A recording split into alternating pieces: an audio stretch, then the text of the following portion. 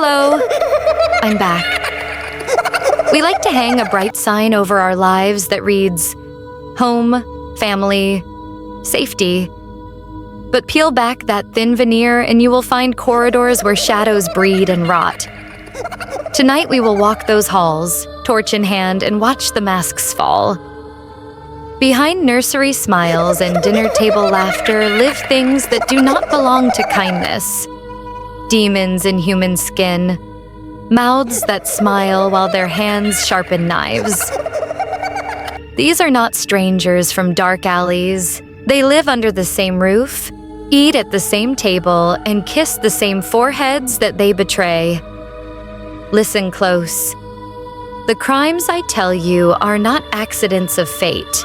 They are blossoms of something far older and colder. Greed, jealousy, and a jealous little god called entitlement water these roots until they grow into trees of horror. So lock your doors, dim your lights, and do not be smug. The darkness prefers the complacent. It feasts on the unwatchful. Keep your eyes open for the masks. Train them to see the glint of malice through a smile.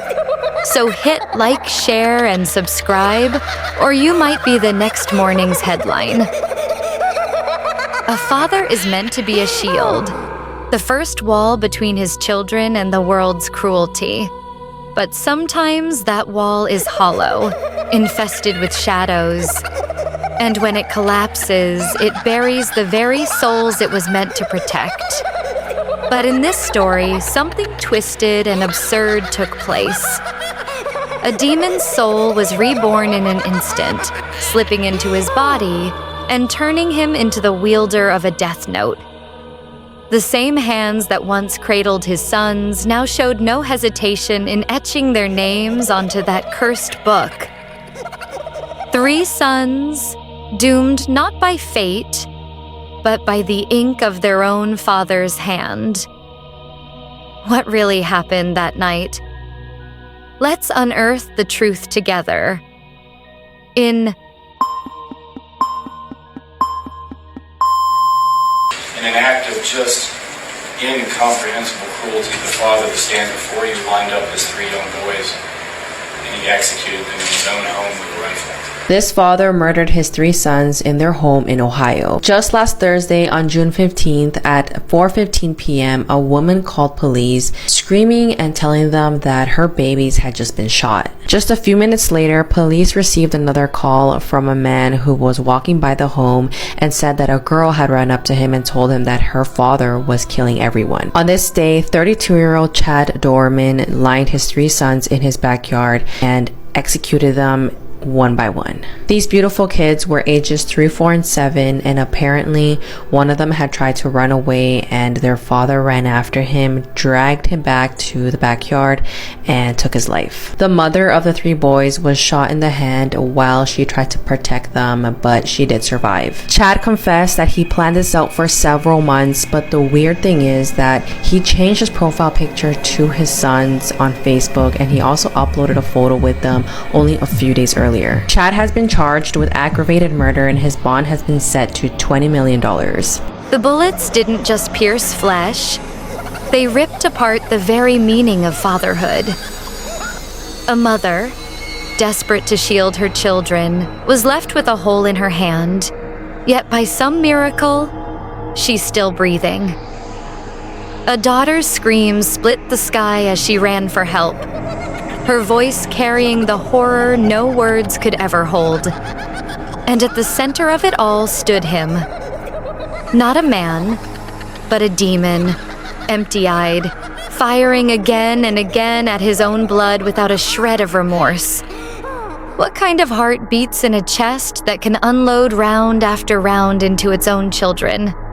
He transformed his son into something grotesque. A creature riddled with holes like a slab of rotting Swiss cheese, dripping with blood, his soul perforated beyond repair.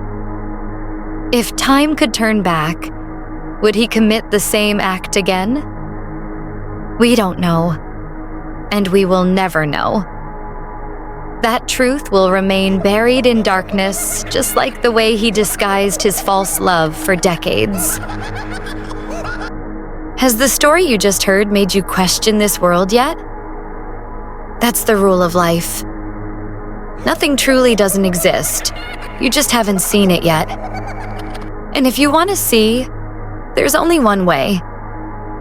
Awaken the third eye on your forehead. Are you ready to awaken it? Then make sure to like and share so you can quickly reach the next story. The one that will help you awaken that eye. These days, there's no shortage of movies about the end of the world. But imagine this.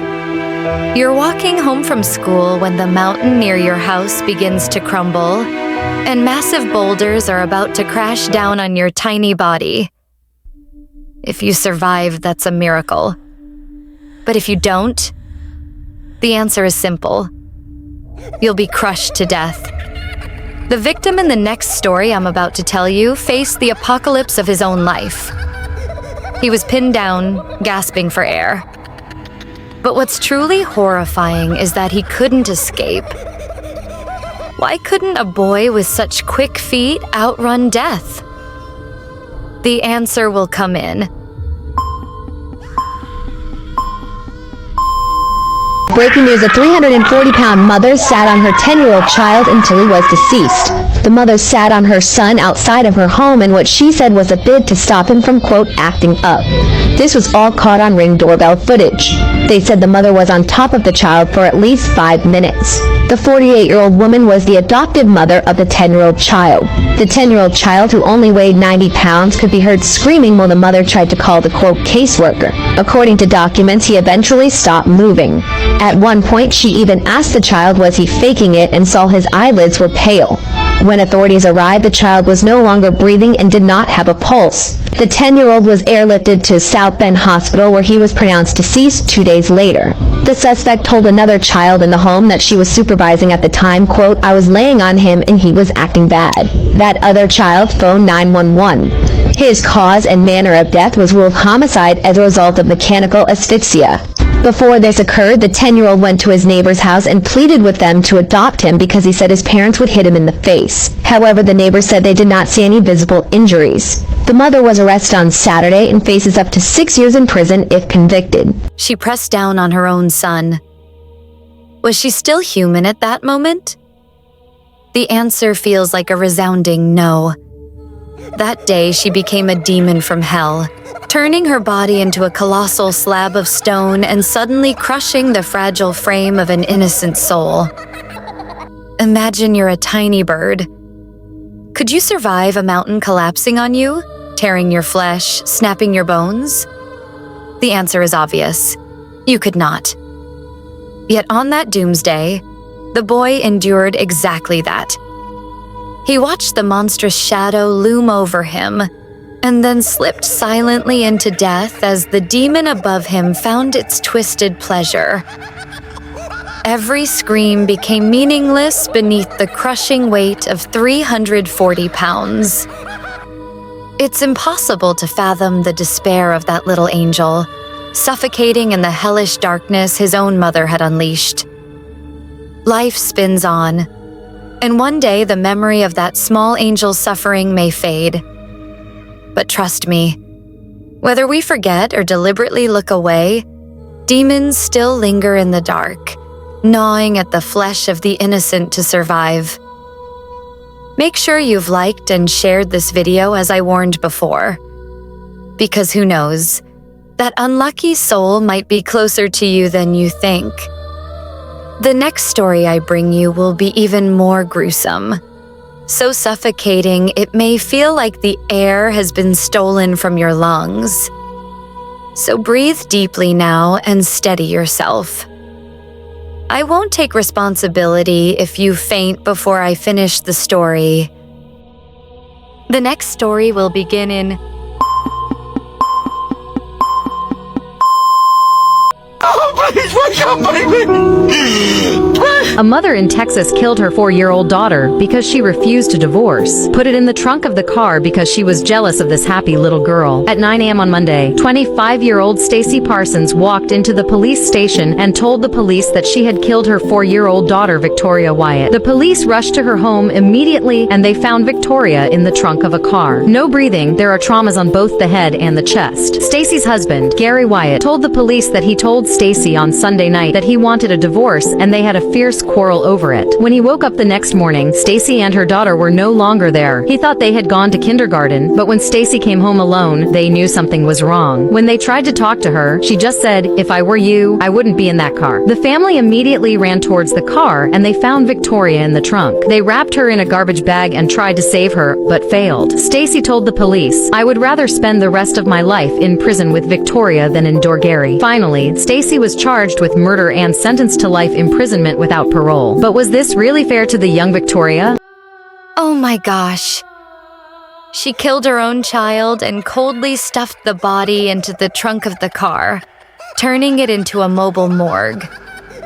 Metal and silence, cold and stinking. The father could never have imagined that his decision to file for divorce would be the very hand that pushed his daughter straight into death's room. He will spend the rest of his life steeped in regret, unable to forgive himself. That memory will be an invisible blade, plunging into his heart every time he thinks of his little girl. What's truly horrifying is the demon who uttered, as if from hell itself, "If I were you, I wouldn't be in that car." No words can describe that cruelty. She spoke as calmly as if stealing a life were obvious, as if anyone who kept her from happiness didn't deserve to live. She has now received her punishment, but the pain remains, and it will never fade. If you were that husband, would you have signed the divorce papers that day? Tell me in the comments. You can't know what the next second will bring unless you've lived it. Can you really trust the people around you? Or are some merely wearing masks, waiting for the moment to swallow you whole in a single heartbeat? Don't lower your guard. One distracted second could cost your soul and your body. Hit like, share, and subscribe. I'll let you know when the next video drops. Thank you for watching, and I'll see you again. Bye.